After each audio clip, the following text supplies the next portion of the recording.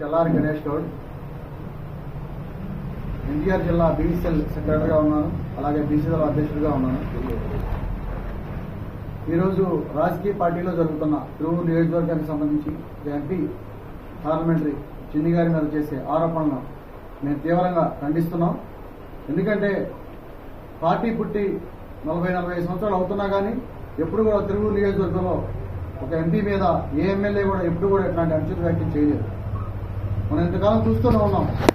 Party అనేది అత్యంత గౌరవప్రదంగా ఉన్నది. పార్టీ కార్యకర్తలు ఎప్పటి నుంచో తిరువూరు నియోజకవర్గాన్ని గెలిపించుకోవడానికి ఆర్ఎన్ఎస్ లో కష్టపడుతూ 20 సంవత్సరాల నుంచి పార్టీ అనేది ఓడిపోతూ వస్తూనే ఉన్నది.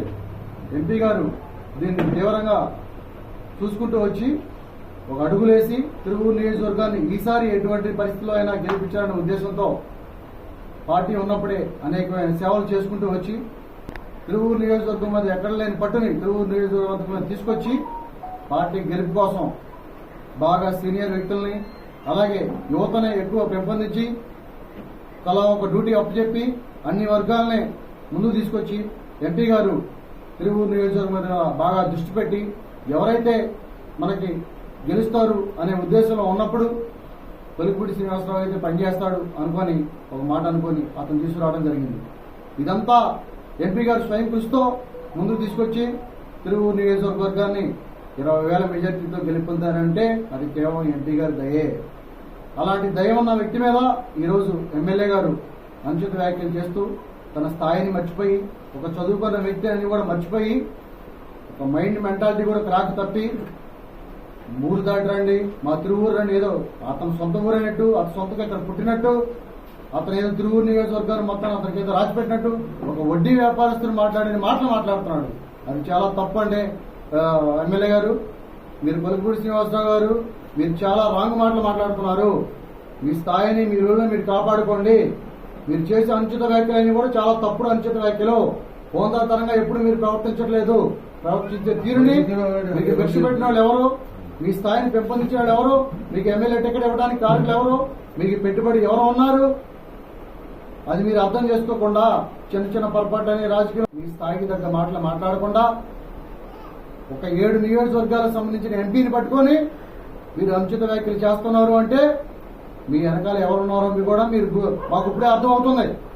మీ వెనకాల ఉన్న వ్యక్తులందరూ కూడా చోడ పురుగులు తయారై పాత నాని గారి ఉన్న వ్యక్తులంతా మీ వెనకాల ఇప్పుడు కూడా తిరుగుతూ ఉన్నారు. స్టిల్ ఇప్పుడు కూడా ఉన్నారు.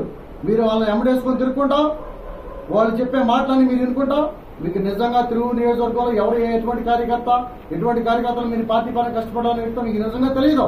కానీ మీ వెనకాల ఉన్న చీడ పురుగులు మీకు చెప్తా ఉంటే ఆ మాటలన్నీ మీరు బయటకు వచ్చి మాట్లాడుతూ ఉన్నారు. ఇప్పటికైనా మీరు తెలుసుకోండి, మీ ఆత్మను పరిశీలన చేసుకోండి. మీరు మాట్లాడే ప్రతి మాట కూడా మీరు భారీ మూల్యం చెల్లించుకోదలుచుకుంటుంది. ఎందుకంటే ఇది పార్టీ పరంగా వ్యక్తిత్వమైంది. 20 సంవత్సరాలు ఏంది ఇప్పుడు తిరువూరు నియోజకవర్గం గెలిచింది అంటే అది కేవలం ఎంపీ గారి వల్లే. మీరు వచ్చి ఎప్పుడన్నా మమ్మల్ని అడిగారా, మా స్థాయి అడిగారా, మీరు ఎప్పుడైనా గెలిపించండి ఎవరున్నారో మాకు తెలియదు. మీ వెనకాల నాన్నగారు ఉన్నారు లేదా ఇంకెవరు ఉన్నారో తెలియదు మాకు. కానీ అలాంటి మాటలు ఇంకోసారి మాట్లాడుతుంటే మాత్రం చాలా రాంగ్ మాటలు అయ్యి ఇప్పటికైనా మీరు ఆ మాటను వాపసు తీసుకోండి. ఒక పార్టీ మీద ఉన్నప్పుడు పార్టీ పరమైన తప్పులు ఒప్పుల్ని మీరు చంద్రబాబు గారికి చెప్పండి, పార్టీ పరమైన అధిష్టానికి చెప్పండి, తప్పులేదు. కానీ చిన్న జరిగిన పొరపాట్లు పెట్టుకుని ఎంపీ గారిని మాట్లాడటం చాలా రాంగ్ మాట్లాడుతున్నారు. ఇప్పటికైనా మీ ఆత్మను పరిశీలన చేసుకోండి. ఇది తీవ్రంగా ఖండిస్తున్నాం.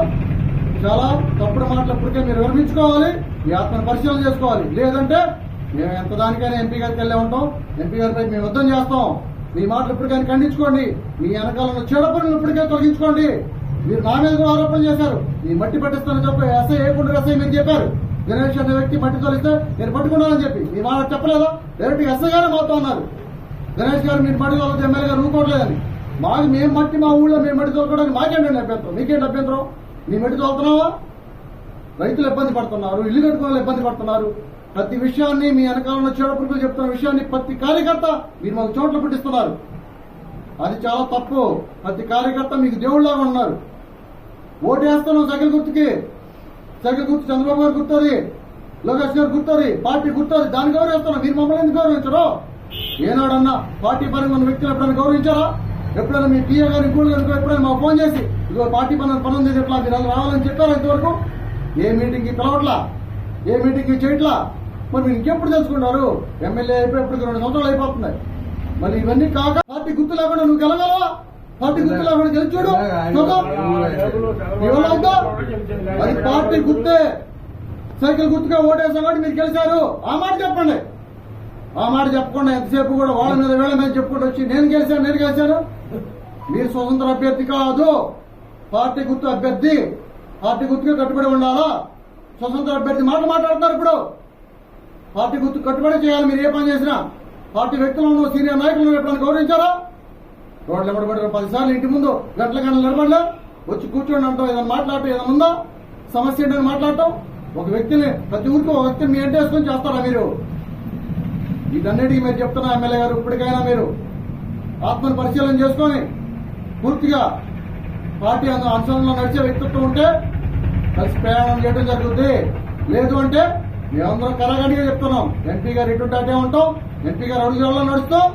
పూర్తిగా తిరువూరు నియోజకవర్గం మొత్తం ఎంపీ గారిని తిప్పుతాం. ఎవరన్నా ఆపుకోవాలంటే ఆపుకోవచ్చు అని మీకు సవాల్ కూడా చెప్తున్నాం.